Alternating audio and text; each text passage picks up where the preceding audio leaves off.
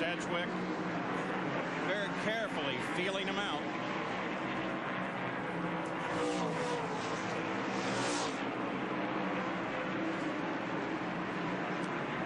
Sedgwick still working him.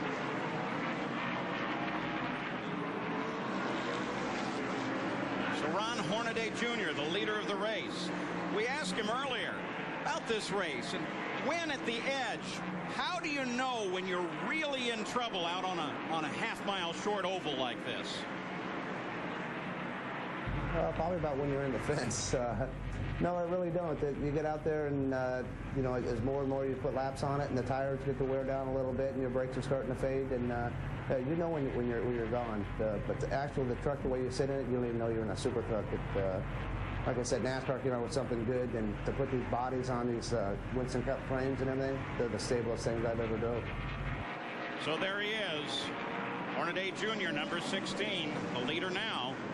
But Sedgwick continues to work at him as they circle this track. The average here is about 90 miles an hour. So going down the straightaway, they're up over 100 real easy. They're hauling the mail, Paul. Now, this racetrack is similar to the Martinsville Speedway that the Winston Cup brethren are running at this weekend, and these super trucks qualified 3 miles an hour slower. There's a major reason why. The banking and the cornering here in Mesa Marin is very different than that we see at Martinsville, Virginia.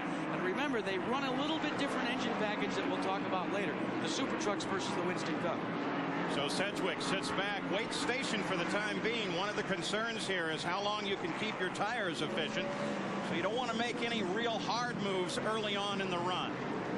Ron Hornaday Jr. is the leader. His father drove a Cup car from 1955 to 61 with a best finish of 4th not far away at Sacramento in 1960. There's your running order. They've blazed a trail in sports and society. I did what I had to do to be successful. The African American experience when Nike presents A Passion to Play, Sunday on ABC. Just outside of turn 3 here at Mesa Marin is where the super truck was born. Gary Collins built the first super truck and drives the Mesa Marin Raceway, sponsored Chevrolet, on a team owned by his father. And his brother Larry helps run the track here. Racing is a real family business here at Mesa Marin. As the yellow flag flies at the starting line. And believe it or not, Paul, it was for Gary Collins. Collins in the middle of turns 1 and 2. And let's take a look at exactly what happened with Collins. Okay, 74 truck. The red and white cars, the red and white truck, I follow you. You man the limps long enough. Let's see what happens. Down low, he's pinched. Steve Portengay just pinches him off, and then you've got to lock up the binders, and you've got one super truck doing a 360. Troy Beebe also got into the melee just a little bit. You know, we laugh about cars, trucks. They actually have bets here going among the crews on how they refer to them. Well, I tell you what, it's not natural. It's not natural because it's the first time we've ever seen trucks in actual competition as a series. And what all of the crews and NASCAR officials have done is there's a $1 fine for every time you say car instead of truck. And they're planning to have one whale of a party at the end of the year. I think they might be able to go to the 21 club the way things are going. Just off you and I alone, no question about that. Alan Porter has the yellow flag out. Let's go to Phil Parsons. Hey guys, I'm with Ernie Irvin here. Ernie, everyone wants to know when you're going to be back. We know you've tested the super truck some. We know you've tested your Winston Cup car. Tell us about it. Well, you know, all my testing's been going real good, but you know, I just want to be patient, and it's real hard to do because I'm a racer, and you know, but be patient. You know, hopefully it won't be much longer. How's your driver doing today? He's doing pretty good. You know, we kind of really set the truck up to run a real long run, and Joe, we kept harping on him that you got to really, you know, be there at the end. The guy that wins this race is going to be the guy that, you know, be hooked up off the corner at the end. Thanks, Ernie. I tell you, a lot of people can't wait to see this guy back out on a racetrack. A lot of people, including us. It's good to see him recovering as well as he is. Well, this caution may be very good for a lot of the front runners because I was tires just a little bit more than they need to. Now, when we say abuse a tire, it's not wearing out. What's happening is the grip is being adjusted because of the heat that's being retained. And we saw that there seemed to be two thought processes going on as we watched Hornaday as he went to the front He was pursued by Skinner, not by Skinner, but by Sedgwick. But as we watched Skinner and Jones, your front row, they backed off. They ran just a little bit less, let the truck run a little freer in the corners. Now they're able to get back to the green flag. They've cooled the tires down. They'll go racing once again. Trucks a lap down or to the inside. John Kinder down there a lap down. Hornaday ready to bring him back to the green flag. Here we go again. 46 laps into the record book. 125 the scheduled distance. And Sedgwick is going to continue to try that high side, Paul. Now he'll dip to the inside. Sedgwick moves inside. Let's go on board with Skinner. He rides in third. Sedgwick takes the lead. Skinner tries to take second away from Hornaday. There's a classic example right there, Paul, of once you made the opening, you've rooted the guy to the high side. The fellow that's running in third in the triangle can try and sneak through. That's what Skinner's trying to do right now. And Hornaday's not having any part of it. But he is forcing Hornaday to stay high. Walker Evans heads for the pits. While we keep watching this battle for the lead, you're watching from the third place truck, Michael Skinner.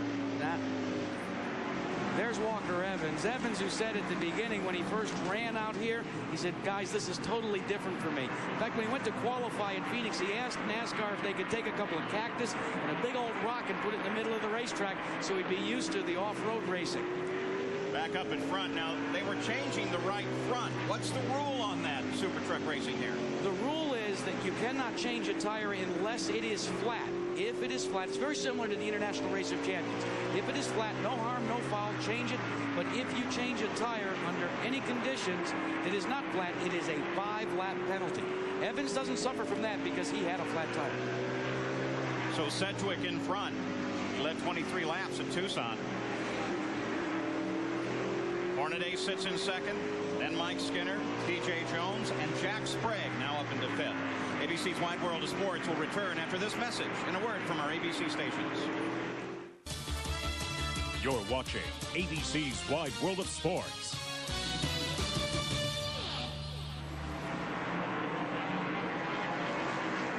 We're back live at Mesa Marin. The crowd just came to their feet, and you can see why. It's Ron Hornaday Jr. is the leader once again. But the pass that got him there was spectacular as they used slower traffic. In this case, it was Gary Collins. We've got a car spin up against the wall. Dave Resendez has come around, as well as John Nemechek. They both have had a little close encounter with their trucks. Resendez was running in sixth. And Resendez is another one of those crew chief part-time drivers. That truck is owned by Jeff Bodine. Resendez. All right, here is what got Resendez in trouble. He loses it. Toby Butler jumped underneath, no contact. Here was that pass for the lead. They're coming up on Gary Collins. Sedgwick goes high, look down low. This is a classic short track move. You don't have time to think about it. You've got to commit one way or the other. Sedgwick went to the high side, Hornaday to the low side, and that's just what short track racing's all about. And boy, it was beautiful. Let's go pit side and Phil Parsons. Well, Paul, this is the tire that came off Walker Evans' car. You see here, all the lettering is gone. That's he got up against somebody on the restart. It cut the tire. That's what caused him to come in the pits to change that tire. Boy, very costly though. In a short track, you lose time so quick. So now under caution, the second of the day with 59 laps complete. Yesterday, Jack Arute, sometimes racer, sometimes announcer, actually did a pretty good job as he went out and took one of these super trucks out, got a little instruction from Phil Parsons. Remember, Jack, this thing looks like a truck, but underneath it's all race car. It's 3,400 pounds, just like a Winston Cup car. So don't overdrive going down in the corner. If you do that, you can't stay on the bottom of the racetrack. And remember, also, coming off the corner, you've got 650 horsepower, so this thing will light the tires up. So be real easy with the throttle. Otherwise, have some fun.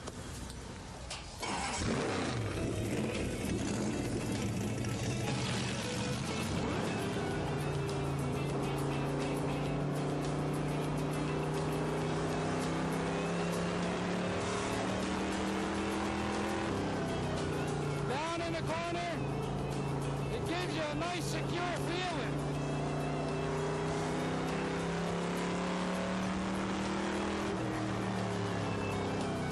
You also want to try and take it in deeper.